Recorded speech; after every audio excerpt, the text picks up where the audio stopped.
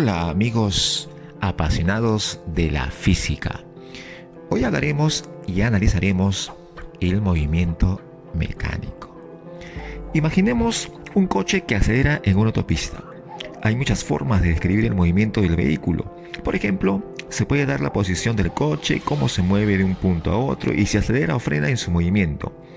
Estos descriptores básicos del movimiento, el desplazamiento, la velocidad y la aceleración son una parte esencial de la física. De hecho, la descripción del movimiento de los objetos supuso el inicio de la física hace más de 400 años. Comenzaremos nuestro estudio del movimiento con la cinemática, la rama de la mecánica que trata de las características del movimiento. El movimiento está presente en todas las disciplinas de la física y en la vasta extensión de nuestra naturaleza. Pero ¿cómo definimos el movimiento mecánico? Bueno, se define como el cambio continuo en la posición de un objeto con respecto a un sistema de referencia. Aquí tenemos una camioneta en una posición inicial, pasando a una posición 1, luego a una posición 2, siguiente a una posición 3 y por último a una posición final, notando desde luego el cambio continuo en su posición. Veamos ahora los elementos del movimiento mecánico. Tenemos nuestro avión, a la cual llamaremos oficialmente móvil, y que en su movimiento dibujó una curva a la cual llamaremos trayectoria. Esta trayectoria tiene una longitud y esa longitud es conocida como distancia recorrida. Algo importante y esencial es que todo movimiento mecánico es analizado mediante un observador por un sistema de coordenadas y su sistema temporal. Esos tres elementos son parte de uno solo conocido como sistema de referencia. A partir del origen de coordenadas, graficamos un vector que nos indique la posición inicial del móvil. A este vector se le conoce como vector posición inicial. Igualmente, graficamos otro vector que nos indique la posición final del mismo móvil, a la cual vamos a llamarlo vector posición final. Y desde la posición inicial a la posición final, graficamos otro vector, el cual es conocido como desplazamiento, y que se le calcula como la posición final menos la posición inicial. Podemos también graficar la velocidad, notando allí que tenemos una velocidad inicial, una velocidad final, que son velocidades instantáneas y son graficadas tangente a la trayectoria, y luego aquí tenemos una velocidad media. Hablemos entonces de la velocidad. La velocidad es una magnitud física vectorial que mide el cambio de posición por unidad de tiempo y siempre con respecto a un sistema de referencia. Sin embargo, como vimos en el gráfico anterior, hay varios tipos de velocidades. Entonces, guiándonos de nuestro gráfico, tenemos un avión en un instante inicial que por medio de una trayectoria llegó a un instante final, sabiendo que esa longitud de trayectoria es la distancia recorrida, llegando a una posición final para un instante final y siempre con respecto a nuestro sistema de referencia, notando que ese intervalo de tiempo es calculado como el instante final menos el instante inicial, colocando también nuestro vector desplazamiento. Aquí tenemos uno de los tipos de velocidades conocido como velocidad media, que viene a ser el desplazamiento por unidad de tiempo y medido en forma oficial en metros por segundo. También tenemos el término de rapidez media, que viene a ser una cantidad escalar y que lo que mide es la distancia por unidad de tiempo y cuya unidad oficial según el sistema internacional es también metros por segundo. Luego tenemos nuestro avión para un instante inicial y luego para un instante final. Pero si queremos aminorar ese intervalo de tiempo, lo puedo graficar para un instante 3, luego para un instante 2 finalmente para un instante 1.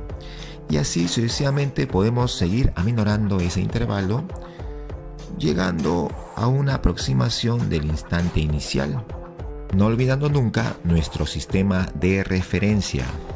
Tenemos entonces la velocidad instantánea, definiéndose como el límite de la relación que expresa a la velocidad media, pero cuando el intervalo de tiempo tiende hacia cero. Este límite se denomina derivada de la posición con respecto al tiempo, cuya unidad oficial es también metros por segundo. Por lo tanto, decimos que la velocidad instantánea es la velocidad para un determinado instante, es decir, para un tiempo específico. Y la rapidez viene a ser el módulo de la velocidad instantánea. Luego tenemos nuestra camioneta, que para un instante inicial tiene una velocidad, para un instante 1 la misma velocidad, y finalmente para el instante final sigue con su misma velocidad. De una posición inicial graficamos nuestro vector de desplazamiento hacia una posición final, y al ser en línea recta graficamos la distancia, que como sabemos es la longitud de la trayectoria, y en este caso en particular puedes notar que está coincidiendo con el módulo del desplazamiento, así como también que mantiene una misma velocidad, lo cual es parte del estudio del movimiento rectilíneo uniforme, cuya característica esencial es que la velocidad permanece constante, también conocido como el MRU. Sabemos la definición de velocidad media, y al moverse en este caso en el eje horizontal, eje X, lo podemos expresar de esta forma. Luego, si el instante inicial es 0 y el instante final es t, la expresión queda de esta forma. Luego también podemos expresarlo así para finalmente dar la ecuación de movimiento del MRU. Sin embargo, al trabajar con módulos, podemos obtener esta relación, donde llegamos a una ecuación bastante conocida, en la cual decimos que la distancia es igual a la rapidez por el tiempo.